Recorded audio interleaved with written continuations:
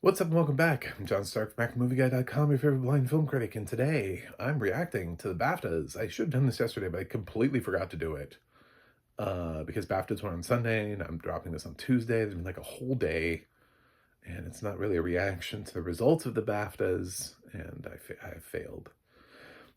Um, so this is more like a reaction because voting closes today for the Oscars on the 18th, I believe. So they actually got to see the BAFTAs and some reactions. So a couple of people got a chance to go on a stage and make a speech that hadn't previously. Not many. Not many. Um, so, and it does. There's always that debate about like, do precursors matter? The Oscars are different. They are totally different, by the way. So like nothing has changed. The debate about whether or not Adrian Brody should win the second Academy Award, while his other four nominees have never won an Academy Award, and like three of them have previously been nominated, is still an actual thing that the Oscars will have to reckon with. Now, Adrian has won everything up until this point. It's unlikely the Brutalist didn't quite sweep SAG, but that's just a nominating committee. He could still win SAG. A lot of people think that Timmy might win SAG, and it could throw a little bit of a curveball. But I still think Ray Fiennes is the stronger contender for a win than I do Timmy at the actual Oscars because he's still young. So we're not quite at the point yet where it feels like where we need to give Timmy Chalamet an Oscar. So, I don't know, we'll start off somewhere. Best and non-English, Emilia Perez. I'm not really surprised here. It was also nominated in the feature. They didn't completely run from Emilia Perez. They just didn't fully embrace it. So, and this is kind of what I expect the Oscars to do. Like, I don't expect Emilia Perez to come out empty-handed, like totally. They'd have to run from it in every category, including original song. And I just don't see any other, like, I mean, if it loses original song earlier on in the night, I would be concerned. That for me would be oh my God, are we running from Emilia Perez like entirely? Or is it not winning anything? That to me, because as like they never seem to give it to Diane Warren. Um, I don't know what else they would give it to in that category. The only thing would be to finally give Diane Warren an Oscar, but for the Tyler Perry movie, she has a movie coming up this year that she wrote. It's her own documentary, and she's writing a song for her own documentary. I feel like that's the song that wins. So, I don't think, yeah. I think Amelia Perez is going to end up winning like 2 or 3 awards at the Oscars and then just walking away. So I don't think that changes anything. Documentary Superman won here, which is just sort of offensive because No Other Land is important. Porcelain War is also becoming more and more important as we're, I don't know, handing Ukraine over without Ukraine's agreement. I don't know what the fuck we're doing, but Porcelain War, because of the way things are being treated, is the movie about the war in Ukraine, and its nomination at the Oscars and viability as a candidate is rapidly rising as people are watching in real time what could be happening, and to give the makers of Porcelain War an opportunity to get on stage as well as the people behind Northern Land, that's tough. I Porcelain War, I think, is won the PGA. Hasn't really won a whole lot. No Other Land has won the kind of like the most awards, I think. But Superman really didn't help anything because it's not nominated at the Oscars, so it can't win the Oscars. Moving up the list to animated feature was Wallace and Gromit. That's not winning the Oscars. That's just a British thing. Wallace and Gromit lost their first BAFTA this year for not winning British film. When Conclave beat it for British film, that was the first time Wallace and Gromit had lost a BAFTA. So they previously won with Curse of the Were-Rabbit. That was considered best BAFTA film that year. I'm not kidding. I'm not kidding. Wallace and Gromit: The Curse of the Were Rabbit was named best British film the year that it came out. So, um, at least this year they went in a different route. So, uh, some people were thinking that it would lose animated feature and that this, no, Brits still love their Wallace and Gromit. But then it's not gonna, it just, I mean, some, I've heard the argument that, well, this is a death knell for Flo. I think the death knell for Flo was the Annies. The Wild Robot was nominated. It literally won everything it was nominated for, and the only thing it couldn't win was because there was a category in which it had multiple nominations and it could only win once. So it literally won every possible thing that it could be nominated for, and it led the Annies in nominations. So I don't know how Wild Robot doesn't win, but it's the clear favorite going into this. Screenplay, predictably adapted, is sticking with Conclave. It seems like we're headed to Conclave with a win there. I don't see that changing at the Oscars. It's probably Conclave's best shot at winning an Academy Award. They also won editing, which was kind of interesting here. In their best part of their package. Could Conclave win editing at the Oscars? I think if Conclave wins editing at the Oscars, we have to take it much more seriously as winning a picture at the Oscars. I think picture's a little bit more up for grabs than people are willing to acknowledge with Anora. They're like, well, Anora won a couple things. And it's like, I don't know, man. If SAG Ensemble goes to not Anora and goes to something else, even, then something keeps winning different prizes. So, that's tough. I think it's an interesting win for Conclave to win editing, certainly. But I think it's something it could win, but also it's something that might be more of a predictor of who wins Best Picture. So maybe Conclave, maybe The Brutalist, maybe Anora, something. But what else we got? So original screenplay surprisingly went to A Real Pain, which really threw everyone for a curveball. It's a great win, but now, I mean, what Critics' Choice went with Corley Farja for The Substance. WGA went with Sean Baker for Anora. Golden Globes has a combined thing, which Conclave won, so that doesn't help. Everybody just seems to be bouncing around all over the place. Obviously, SAG doesn't have that award. DGA doesn't have that award. So, I don't know. Maybe it's Anora. Maybe it's The Substance. Maybe it's Real Pain. Who knows? At this point, the Brutalist needs a win in this category. Maybe it'll be The Brutalist. I'm at a loss. I feel like it won't be A Real Pain, though, at the Oscars. I feel like this was just a nice little surprise gift to Jesse Eisenberg. I think it's probably Sean Baker still stands the best shot for Anora, even if his film doesn't win, even if he doesn't win as director. I think that's probably going to be the screenplay bid. Supporting actress predictably went to Zoe Saldana for Amelia Perez. The only chance Ariana has right now is if she wins SAG. Otherwise, Zoe has swept the whole season in any category, in any awards body that actually matters. Like any of the things where she gets to go and make a speech. And the funny thing about SAG, too, is she has to win it, because if she doesn't win it, she doesn't have a speech. She hasn't been able to go on stage and give that moment where she just cries her heart out. Zoe's done that multiple times. Ariana doesn't have any of those. Except I guess that, like, unless people are really watching, like, diving deep for, I don't know, other award ceremonies or something. I don't know. But not the ones that are televised anyway.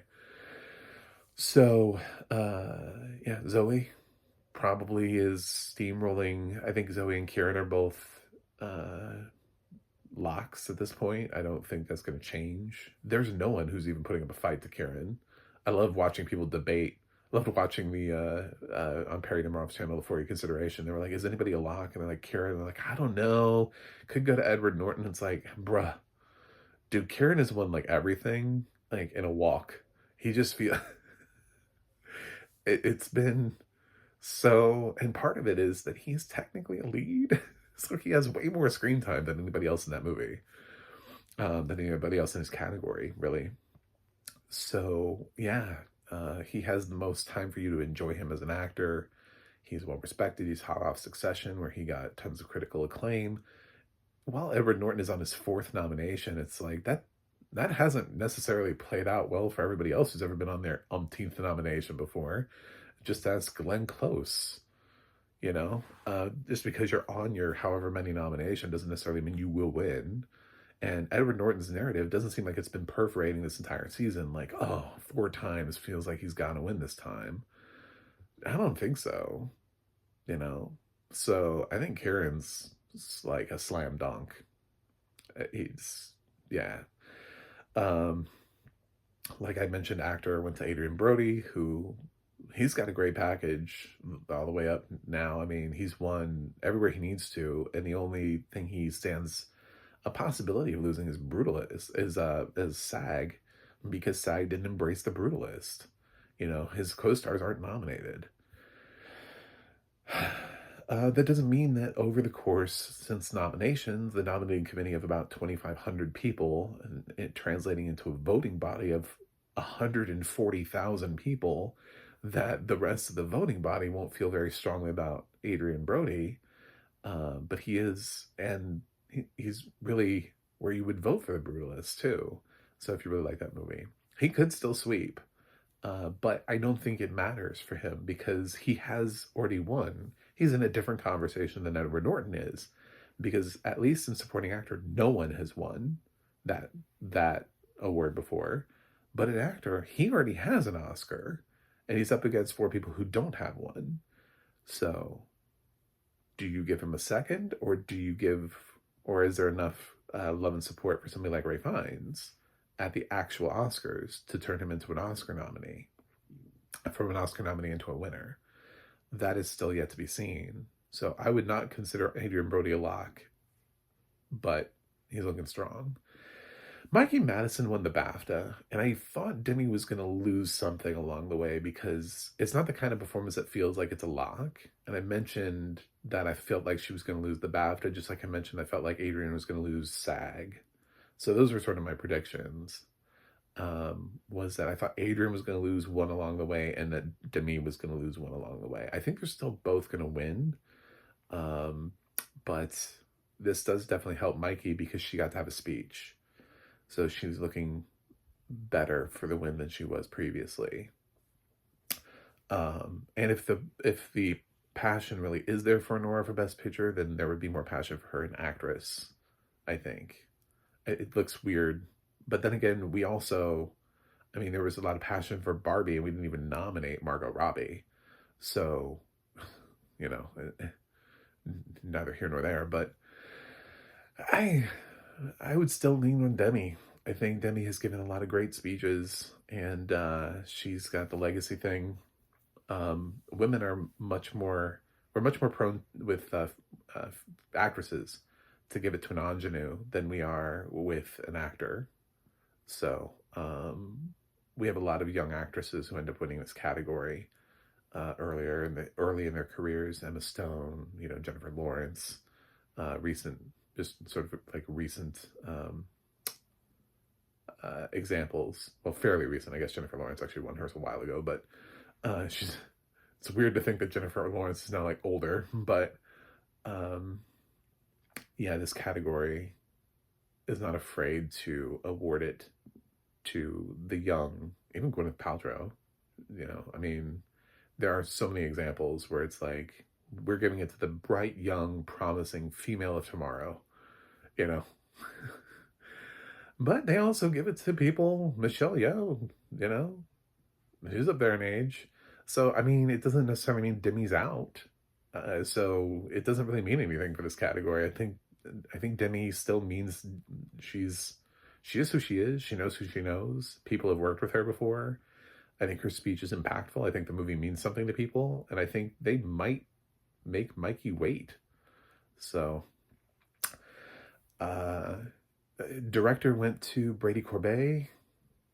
I think director still might go to Brady Corbet. I think the DGA, if it's not going to line up this year, I think the best chance of it not lining up is Brady Corbet, because I am open to the package of Honora winning picture and then Brady winning director and then Sean winning screenplay, like that being the jump around. I'm open to that as being Honora's package. Sean could win every award though. Sean could sweep the night. He could win director, screenplay, and editing. He could win 3 awards for himself, 3 Oscars all of a sudden. So that's also a possibility. But I do think Brady is probably the only person who has a shot at actually winning the director award and giving him an opportunity to give a speech at BAFTA.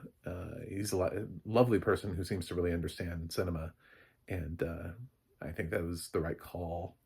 If you want to throw a wrench in Sean Baker possibly sweeping. Plus Brady has the Globes. So then we have John M. Chu won Critics' Choice, in case you're wondering. So he's not even eligible, which is why I didn't. But I remember, it's just John M. Chu's not nominated, so that win meant nothing. And then finally, Best Picture went to Conclave. And I think Conclave still has a shot. I think a couple films have a shot. I think this race is really between Honora, Conclave, The Brutalist, and Wicked. I think I would have said Emilia Perez a while ago just because of the powerful amount of nominations, but I think that film's going to have enough working against it that it's not going to. I don't think I'm Still Here is going to be powered by enough Brazilians to win Best Picture. If it is, it shows that that's how scattered this race is that the votes were so spread out that everybody was so close and so low in percentage that there wasn't a clear front runner, and somehow I'm Still Here eked out a win. Not that it was the overwhelming front runner. But I think there are enough films that are not going to get votes for Best Picture. I don't know who's wasting their vote on trying to get Dune or Nickel Boys across the finish line at this point when it's obvious those films are not going to win. So, yeah, I think it's probably between those 4.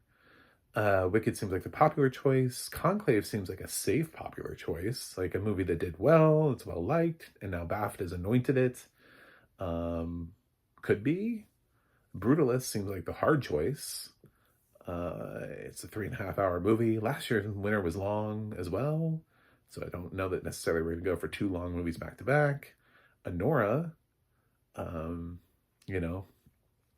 I like, personally for me, what I've noticed is every year our winner is completely different than the previous year. It feels like every year, if you look at the winner to winner to winner, it feels like we're making different choices, especially more recently with the new Oscars. So we picked a big movie last year with Oppenheimer, which would make you think that we're not going to pick Wicked, except for the fact that Wicked's also a musical. It's a completely different movie than Oppenheimer. So it feels like a completely different win than Oppenheimer. But so does Honora, which is why I like both those movies. Of the 4 that I'm mentioning, The Brutalist feels closest to Oppenheimer. To me, it's long. It's historical. It's a historical epic. So if they were not going to repeat the same thing, The Brutalist would be harmed most by the repetition of it. Conclave, we do have an actual sick pope right now in the hospital. There might be an actual conclave by the time I shouldn't joke about that, but there could be an actual conclave by the time the Oscars happen. So do I think it's out? I don't. And I think the BAFTA win helped it.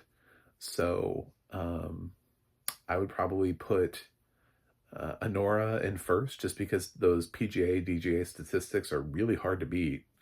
But I think Conclave's in a solid second place. I'd put Wicked in third and Brutalist in fourth.